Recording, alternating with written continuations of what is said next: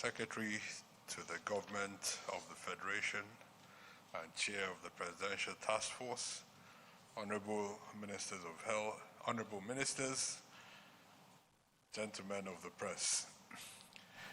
Thank you again for joining us this afternoon. Today's comments will be fairly brief from my side. Basically to comment on some new evidence coming out of the global community that is affecting some of our work and response strategies. As I've often said, we're learning new things every day as we respond. This is a new virus, so every time we speak about how we are responding, we always speak with humility in the understanding that our knowledge about this virus is evolving.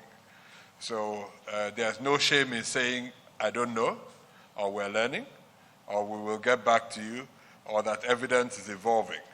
And that's the spirit in which we have started the response and which we will continue. Understanding the modes of transmission of any new virus is very critical for defining response strategies. For COVID-19, from the very beginning, our understanding based on other coronaviruses that was that spread was primarily through droplets. Droplets are excretions from the respiratory tract that can't stay on in air. They obviously ultimately fall to the ground after a few minutes. However, as we have studied transmission, studied clusters of these infections, we saw increasing evidence from clusters of infections where droplet transmission did not seem to be enough to explain the clusters that we are seeing. Diseases that are commonly understood to be spread by what we call airborne infection are things like measles, influenza, that can be suspended in the air and transmit over longer distances. Over the past few weeks, increasing evidence has emerged that in addition to droplet infection, we cannot rule out that airborne transmission is also possible as a mode of transmission of COVID-19. And WHO has released updated its guidelines on this, saying exactly the same thing, that we cannot rule out airborne transmission, and therefore we have to act in a precautionary way, assuming that this is also possible given the new evidence that is emerging. Why is this important? It means that staying together in closed spaces, in clusters, such as in restaurants or in small rooms without very poor ventilation, increases the risk of transmission.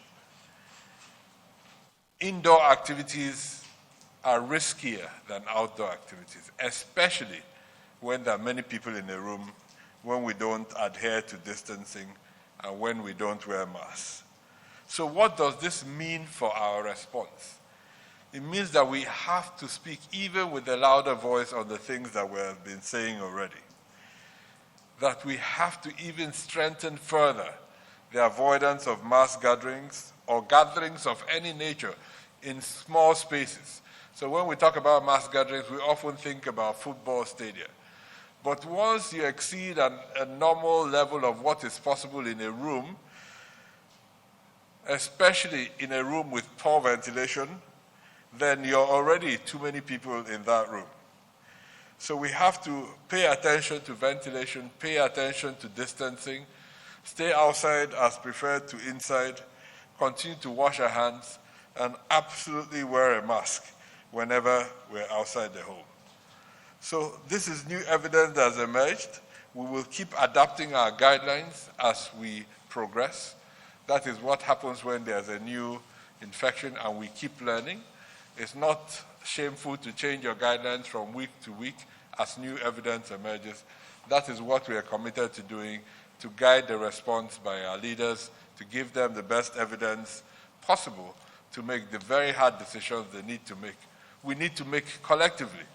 as we learn to live with this outbreak as safely as possible over the months to come. Thank you.